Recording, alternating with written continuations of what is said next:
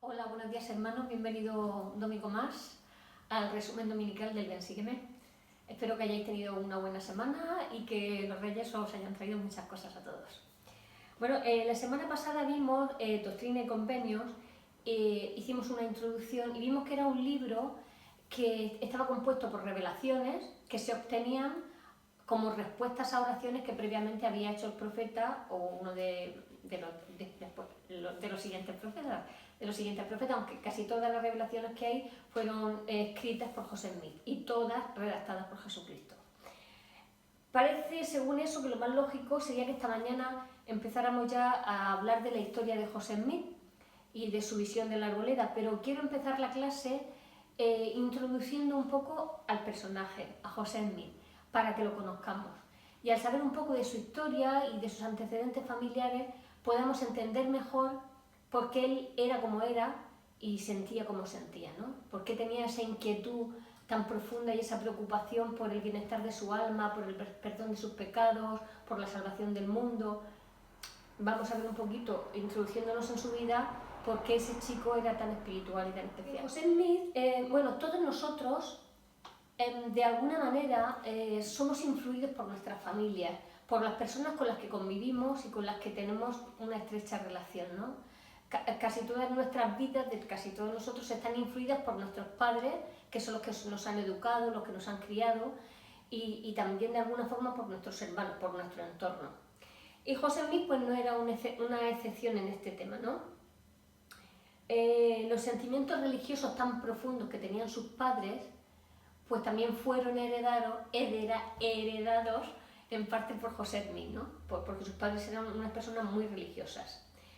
José Smith dijo de sus padres: las palabras y el lenguaje son inadecuados para expresar la gratitud que debo a Dios por haberme dado unos padres tan honorables. Eso decía José Smith de sus padres. Sus hermanos decían de sus padres que en su casa se leían las escrituras, se cantaban himnos y se hacían oraciones. Entonces vemos que era un hogar, pues como debería de ser un hogar de los santos de los últimos días, un hogar donde se leen las escrituras, donde se ora y donde se cantan himnos. Lucy Smith, la madre de José Smith, también era una mujer muy espiritual y ella hubo un periodo en el que estaba muy enferma y escribió en su diario lo siguiente: acudí al Señor y le supliqué y rogué que me salvara para cuidar a mis hijos y consolar el corazón de mi esposo.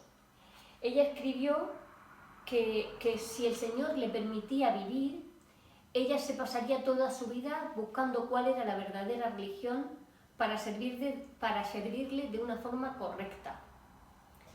Fijaos también la madre, el espíritu tan grande que tenía, ¿no? Que le había prometido esto, que se pasaría toda su vida buscando la iglesia donde ella pudiera servirle de forma correcta. Y dice que cuando ella pidió eso al Señor, escuchó como una voz que le decía: buscad y hallaréis. Si ella estaba buscando una iglesia donde servirle correctamente, si seguía con su empeño, él escuchó esa voz que le dijo: buscad y lo hallaréis. Y a partir de ese momento su salud mejoró y, por lo que se sabe de ella, sí que estuvo en su vida buscando esa religión. De su padre, José Smith dijo que era un hombre que él nunca le había visto hacer una mala acción. Nunca. Para él, su padre era un ejemplo perfecto.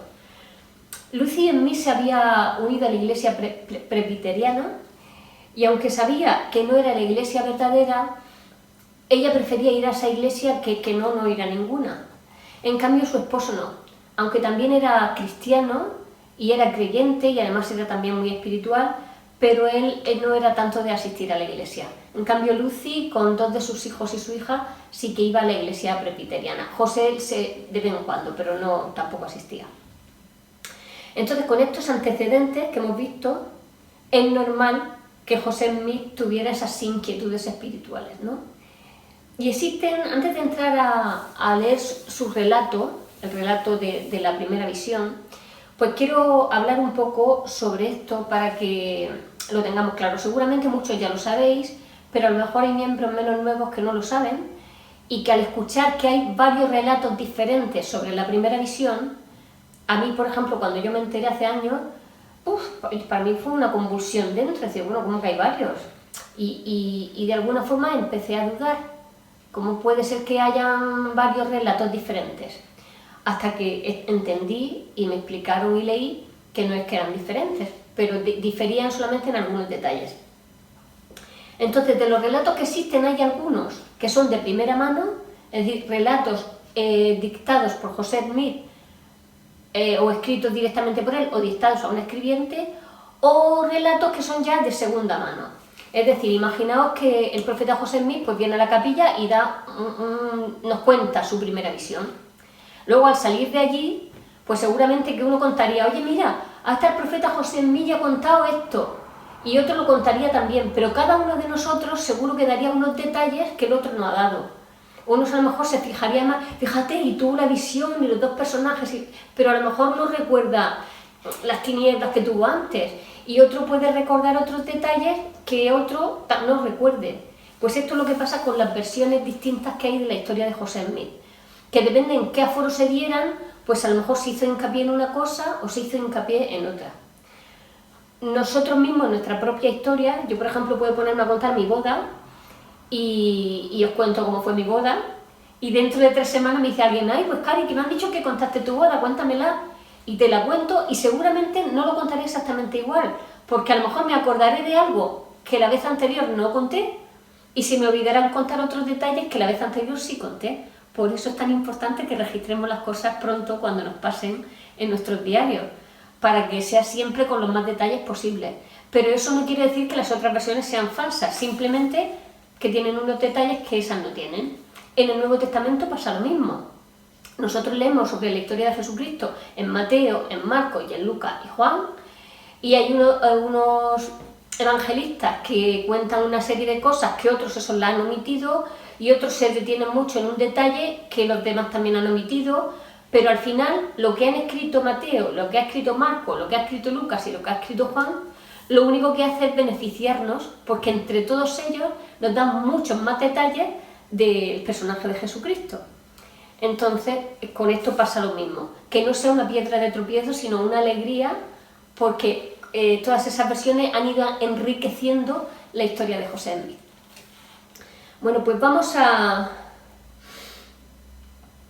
Bueno, es importante el punto este que me iba a saltar, que lo esencial es que en todas las versiones lo importante es convergente, y es que José Smith se fue al bosque a orar, que tuvo una visión, que se le apareció el padre y el hijo y que le hablaron, y que le dijeron que no se uniera a ninguna iglesia.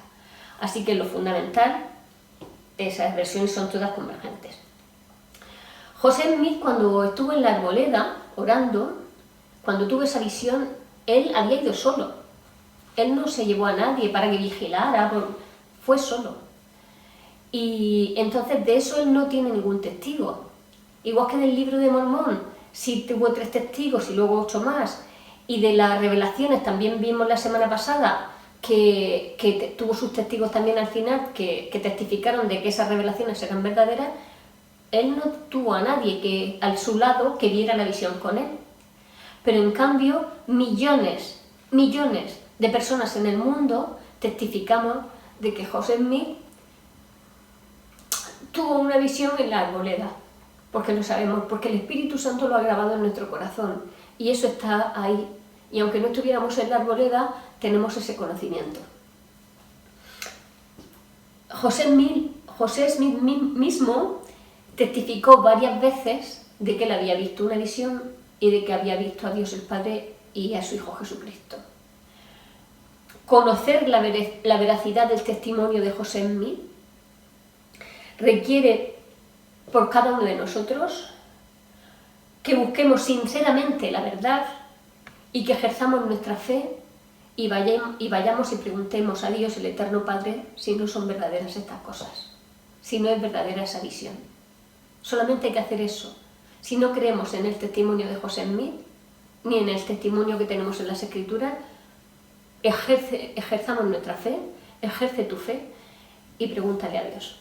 Y Él te hará saber la verdad de todas las cosas a través del Espíritu Santo.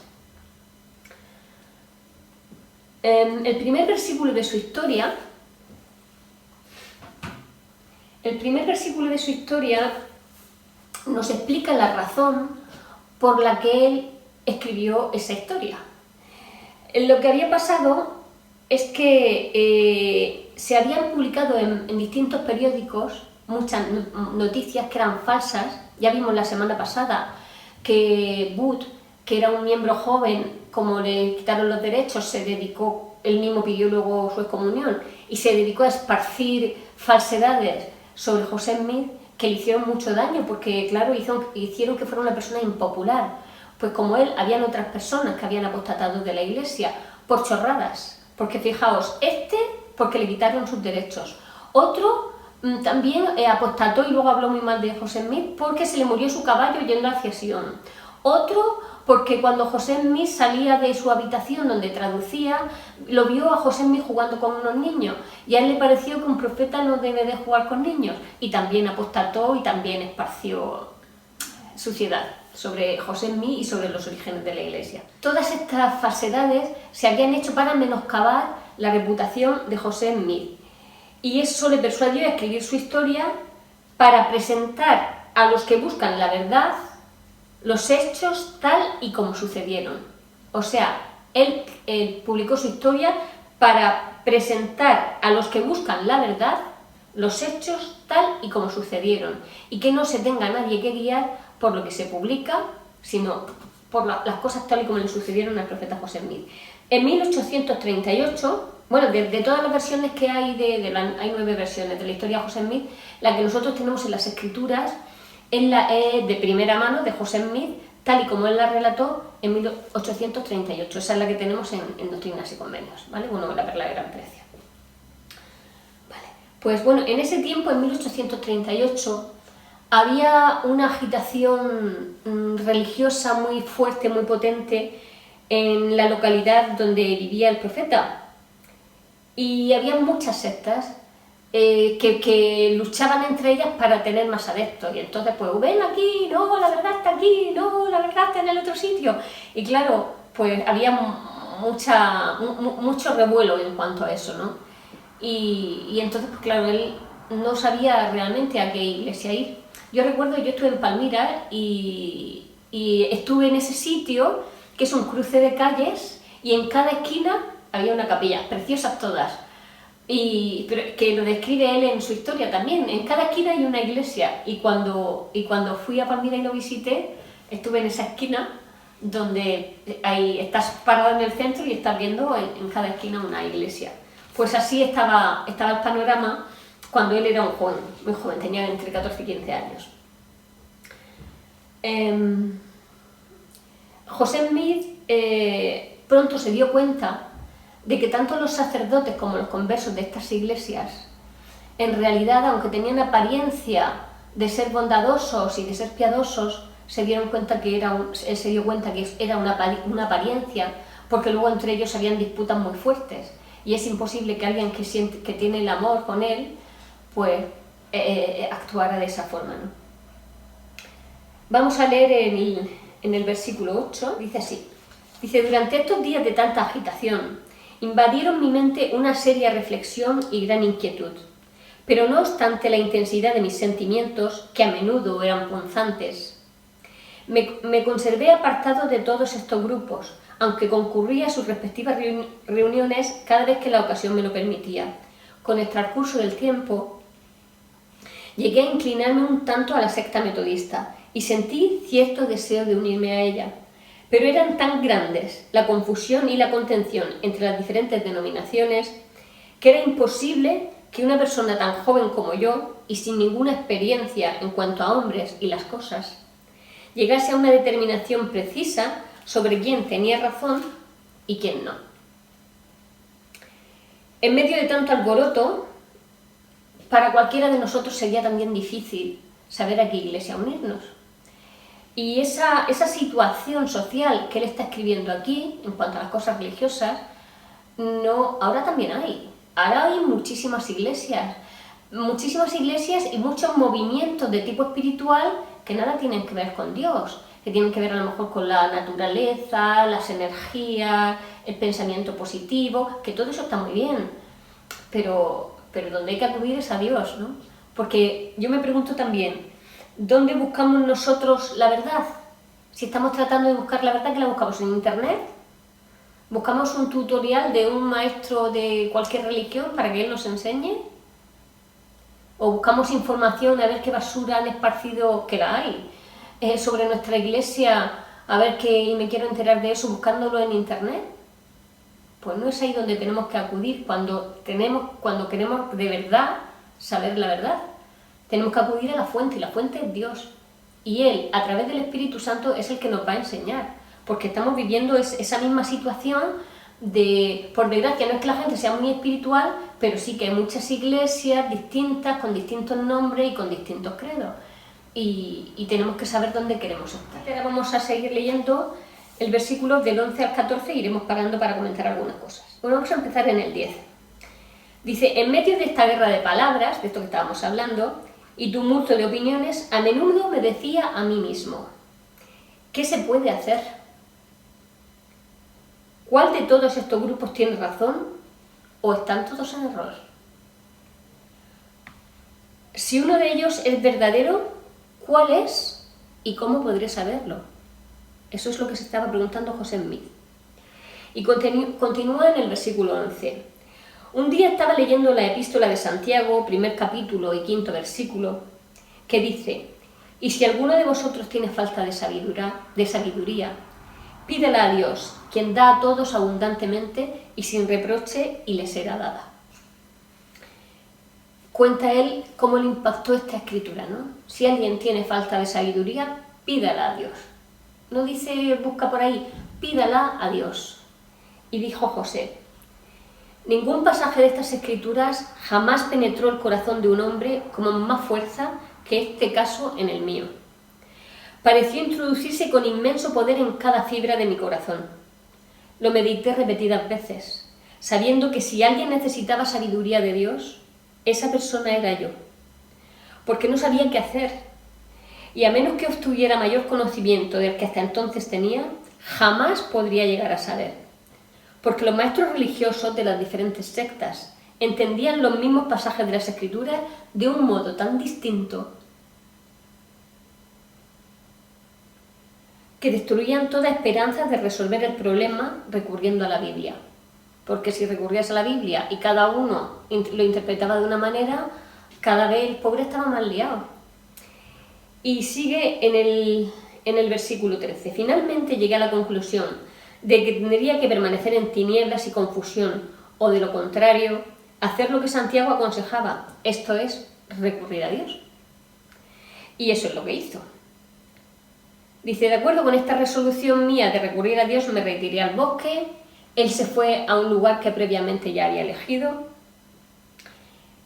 y se retiró al bosque para hacer la prueba. Fue por la mañana de un día hermoso y despejado, a principios de la primavera de 1820. Era la primera vez en mi vida que hacía tal intento, porque en medio de tanta ansiedad, hasta ahora, no había procurado orar vocalmente. Y yo aquí quiero parar un poquito, muy poco.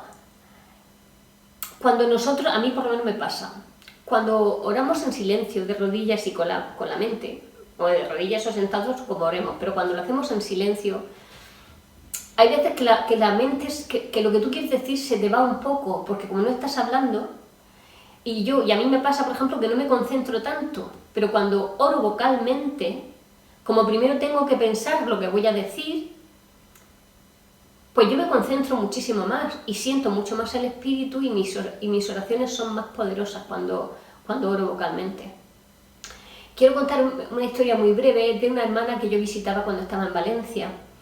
Era una mujer que había tenido, en su vida había pasado muchas desgracias muy fuertes con sus hijos, uno se murió, el otro, en fin, muchas cosas muy malas. Y ella había abandonado la iglesia hacía tiempo.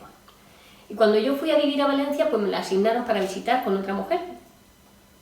Y cuando fuimos, pues al terminar la visita le dije, ¿quieres hacer tú la oración? Y mi compañera me dijo, no, ella no puede orar. Y yo digo, ¿pero por qué no puedes? Y entonces me contó ella, dice, es que no puedo. Dice que cuando me pongo a orar, dice, no puedo, dice, me empieza a entrar un miedo, me empieza a entrar una cosa que es que no puedo. Y yo le decía, pero bueno, pero tú tienes que luchar con eso. Y me recordó a José Smith y se lo dije, y le digo, me estás recordando a José Smith, que cuando él fue a la Arboleda, pues también tuvo ahí algo que no le dejaba orar. Y a lo mejor es lo que te está pasando a ti. Y lo intentó, pero se puso a llorar y no podía orar. Y le dije, el día que lo consigas, pasará algo maravilloso en tu vida, como pasó algo maravilloso en la vida de José Smith.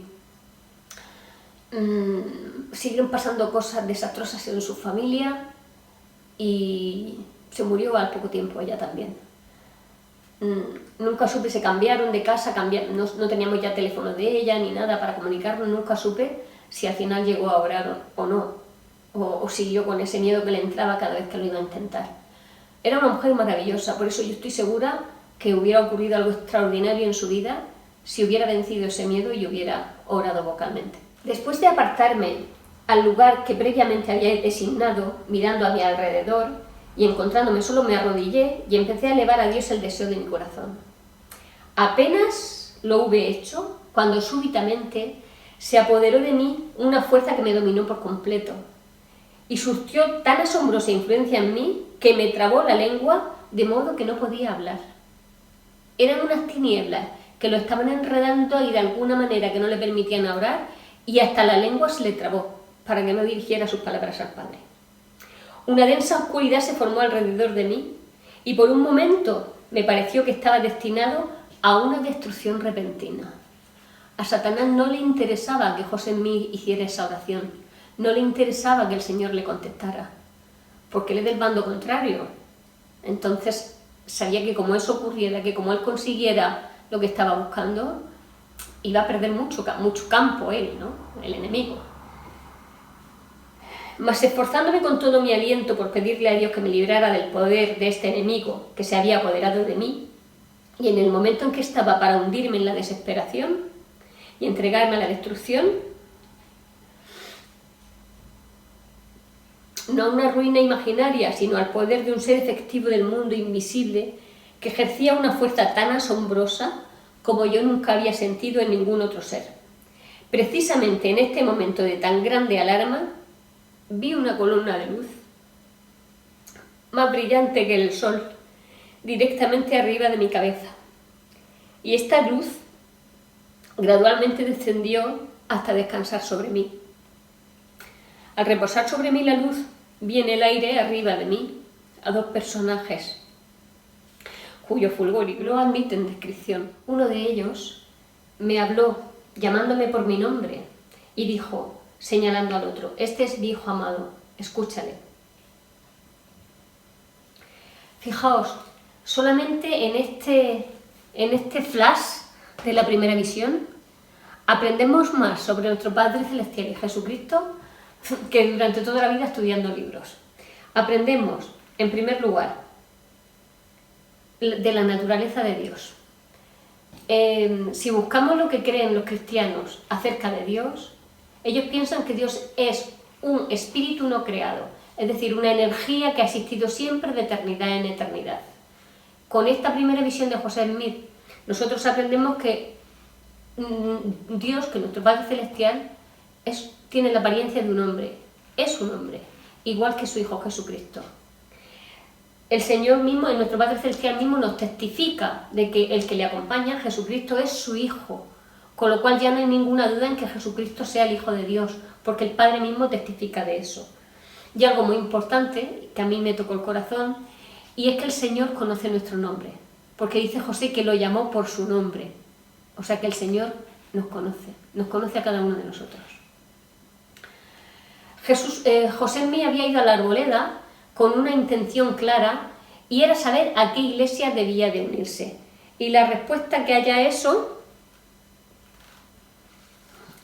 se encuentra en el versículo 19, que lo vamos a leer. Estos personajes le contestaron. Dice, se me contestó que no debía de unirme a ninguna, porque todas estaban en error. Y el personaje que me habló dijo que todos sus credos eran una abominación a su vista, que todos aquellos profesores se habían pervertido, que con sus labios me honran, pero su corazón lejos está de mí. Enseñan como doctrina los mandamientos de los hombres, teniendo apariencia de piedad, mas negando el poder de ella. De nuevo se le mandó que no se uniera a ninguna de ellas y otras muchas cosas más les dijo que José Smith no podía escribir con respecto a eso. A los pocos días de tener esta visión, José Smith se encontró con un ministro metodista y él, pues claro, se sintió impulsado a contarle la experiencia que él había tenido, esa experiencia espiritual tan poderosa. Y contrariamente a lo que José pensaba, este ministro lo trató con desprecio, le dijo que en estos tiempos ya no habían visiones de ese tipo y que lo que a él le había ocurrido era algo que venía de Satanás. Claro, todo esto le causó una gran tristeza al profeta José Smith y la persecución que él había tenido todavía se hizo mucho más grande al haber este hombre también empezar a decir de cosas de él. Se ve que eso se corrió la voz y todavía lo perseguían mucho más, lo criticaban mucho más y empezó a ser muy impopular, tanto él como la iglesia, por esa visión que había tenido. Pero a él le pasó algo importante y es que él sabía que había tenido esa visión y no lo podía negar. Vamos a terminar leyendo los versículos 24 y 25, en los que nos habla José Smith de cómo se sentía. Dice así: sin embargo, después de todo este alboroto que había habido, dice, sin embargo, no por esto dejaba de ser un hecho el que yo hubiera visto una visión. He pensado desde entonces que me sentía igual que Pablo, cuando presentó su defensa ante el rey Agripa y refirió la visión, en la cual vio una luz y oyó una voz. Mas con todo, fueron pocos los que le creyeron, y unos dijeron que estaba mintiendo y otros dijeron de Pablo que estaba loco. Y se burlaron de él y lo vituperaron, pero nada de esto destruyó la realidad de su visión. Había visto una visión y él lo sabía, y toda la persecución debajo del cielo no iba a cambiar ese hecho. Y aunque lo persiguieran hasta la muerte, aún así sabía y sabría hasta su último aliento que había visto una luz, así como oído una voz que le habló, y el mundo entero no pudo hacerlo pensar ni creer lo contrario. Y dice José Smith, y así era conmigo. Yo efectivamente había visto una luz, y en medio de la luz vi a dos personajes, los cuales en realidad me hablaron, y aunque se me odiaba y perseguía por decir que había visto una visión, no obstante, era cierto, y mientras me perseguían y me vilipendiaban y decían falsamente toda clase de mal en contra de mí por afirmarlo, yo pensaba en mi corazón, ¿por qué me persiguen por decir la verdad? En realidad he visto una visión, ¿y quién soy yo para oponerme a Dios? ¿O por qué piensa el mundo hacerme negar lo que realmente he visto? Porque había visto una visión, yo lo sabía, y sabía que Dios lo sabía, y no podía negarlo ni osaría hacerlo. Estos últimos dos versículos que hemos leído nos pueden servir para cuando tengamos que defender nuestro testimonio ante personas que no lo crean. Y en vez de achantarnos cuando no tengamos respuesta, acudamos a estas palabras. Yo sé lo que he sentido y sé que el Señor sabe lo que he sentido. Y eso nadie me lo puede negar porque lo he vivido yo y porque lo he sentido yo en mi corazón. Yo cuando me bauticé sabiendo que la Iglesia era verdad, pero había muchos puntos de la doctrina que a mí me costaba un poco digerir. Pero aún así, como sabía que la Iglesia era verdad, yo acepté esos principios y pensé que con el tiempo, pues el Señor me iría dando testimonio de ellos, o yo iría aprendiendo más y al final sabría de su veracidad.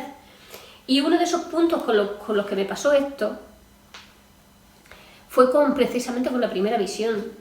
A mí me costaba creer que José Smith había ido a la arboleda y que se le había aparecido Dios el Padre en una columna de luz, que a mí eso me parecía como un ovni que venía. Y cada vez que pensaba en eso se me removía el cuerpo. y me hacía dudar de cosas, ¿no? Y bueno, además habían folletos por aquella época, que si José me vendría en trigo sagrado, de la revista esta Atalaya, que es evangélica, que nos atacan bastante. En mi casa siempre dejaban una revista de esas, y yo leía los artículos por curiosidad, y en una vez que José Mí estaba en la portada, pues lo quise leer, y bueno, y aquello era, y yo decía, Dios mío, y aunque sabía que la iglesia era verdadera, esas cosas me hacían daño, y me hacían dudar de la primera visión. Pero una vez en la capilla hubo una jornada de puertas abiertas y una misionera, cuyo nombre no recuerdo, pero ella sí, era rubia, muy mona, alta, con el pelo ondulado, creo que era jugadora de balonmano, pues se puso a recitar la visión de José Smith, cuando él dice, y cuando hablando de la columna de luz que aparece justo arriba de su cabeza, en la que habían dos personajes cuyo fulgor y gloria no admiten descripción. Mientras ella leía, recitaba esa visión, algo empezó a pasar dentro de mí. A mí el corazón se me abría, parecía que me iba a explotar el pecho, que no me cabía el corazón dentro, y sentía un espíritu fortísimo. Y en ese momento, escuchando a esa misionera, yo sentí con todo mi corazón que esa visión era verdad. Y nunca jamás he vuelto a dudar sobre eso. Y yo sé que lo sé, y el Señor sabe que lo sé. Y no tendría sentido decir que no creo en eso, o que eso fue mentira, porque yo lo que sentí fue verdad. Estuve 7 años en la iglesia con esa cosa que me hacía daño en la garganta, pero el Señor al final me dio su testimonio de que eso era verdad. Y yo lo sé con todo mi corazón. Y me alegro de poder compartirlo con vosotros. Y lo dejo en el nombre de Jesucristo. Amén.